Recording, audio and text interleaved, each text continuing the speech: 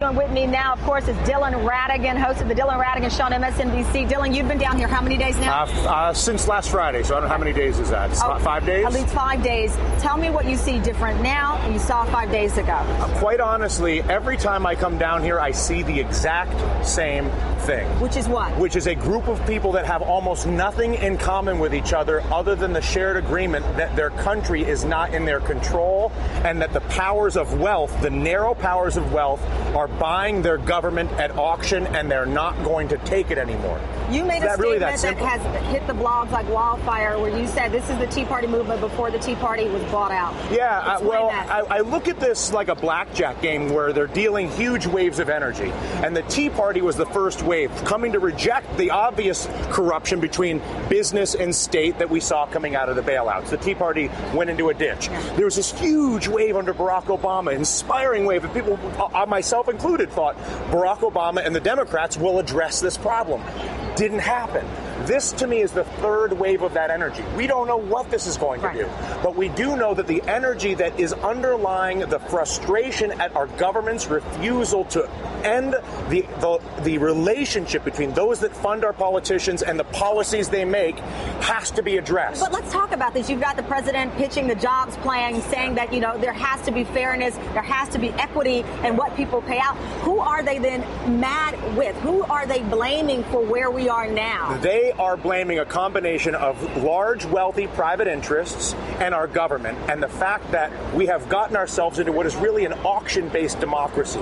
The only statistic that matters is that 94% of the time, the candidate that raises the most money wins. The rhetoric doesn't matter. Red state doesn't matter. Blue state doesn't matter. Black, white, old, young, red tie, blue tie, I don't care. It purely has become an auction for power, and that auction for power is the fundamental betrayal of the country that everybody is seeing. So are you saying to me these people are not aligned with a political party? They are not aligned with a political. This is not a political movement as I see it. This is a principled movement based on the very simple principle of the demand by the American people to restore a sense of fairness to the taxpayers' relationship with their government when their government appears to be working on behalf of exclusively those who fund them. Mitt Romney yesterday said this is class warfare. That is an effort to create division. This is a group of people that are seeking to create an expansion of harmony and alignment. These people claim to be the 99%. And so to the extent to which others in the political sphere want to portray this as a divisive event because it may be advantageous to their power or their agenda, that is everybody's will to do. But if you listen to the people that are in this park, they are not after rich people. They come right up to me and they say, listen, Dylan, we love wealth. We love wealth when it's created by working together to solve problems with aligned interests. But when you take money by buying out the government and manipulating the tax code and manipulating trade policy and manipulating banking policy, it outrages them, and quite honestly, it outrages me. But Dylan, this movement was started by a company based in Vancouver. I mean, it's grassroots, but it didn't start with someone in Chicago or somebody in New York, for that matter, sending out the rally cry. It came from outside. I think this is one of those things that how it started is less relevant ultimately than where it is now and where it's headed.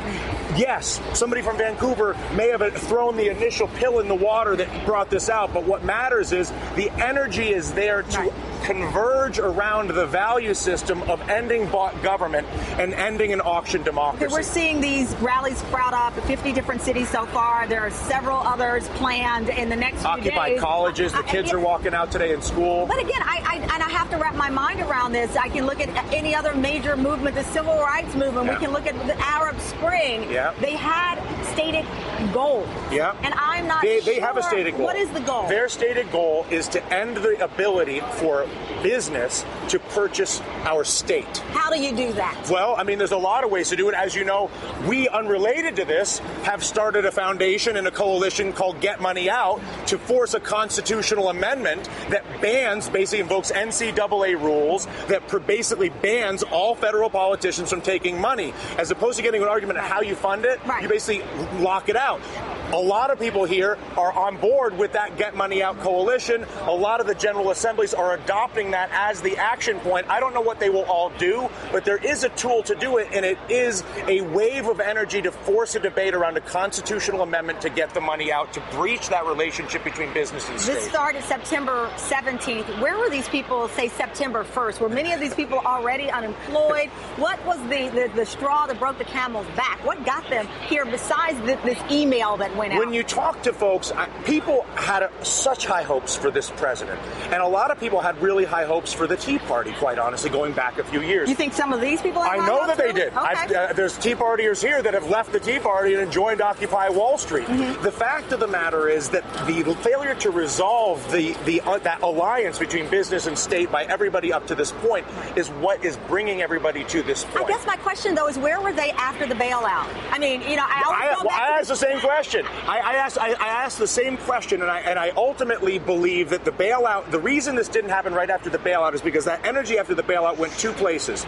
Into Barack Obama, he'll do it, and the energy from this went into the Tea Party. And the energy from the bailout was huge, and it drove the Tea Party, and it drove Barack Obama. But neither of them dealt with it. And so what you're looking at here is the echo of the failure of the previous efforts to deal with this energetically that have failed. Okay, neither of us fortune tellers, of course, at least not in our real lives. Where will these people be in a month? And does having a union presence and the unions coming in help them at all? The union presence, who knows? I would think that the union presence in the short term obviously helps them today just for the numbers on the street and the march. A month from now, what will happen to this group will be determined by the intentions of the people that are in it. If the people that are in it are focused on their own intent, and their intent is to find a positive harness for this energy for 2012, to force a real debate to solve this problem, they will help us fix this country. If their intention is purely to rage against the machine, if their intention is to try to go for a list of policy demands and engage in debate, it will shatter and fall apart. The only chance that they have is to maintain the integrity of their principle, refuse to be baited into the political elite and the media elites debating of them. Well, what do you want? Well, what do you want? Well, what do you want? It's like asking a 4-year-old who you're stealing all their cookies from, what do you want? Well, you know what they want? They want you to stop stealing all their cookies. That's a great way of breaking it down, Dylan. I greatly appreciate it. I know these people want to talk to you, and they've got a lot to say. I'm happy you made time to come on by. I'm excited that you're down here. I am excited to be here. It's been a learning experience in so many levels. You know, you can be inside of a studio, and you know this once you come down. It's so different. Thank you very much. And be sure to watch Dylan at 4 p.m. Eastern Time, of course, on MSNBC. Thank you, buddy.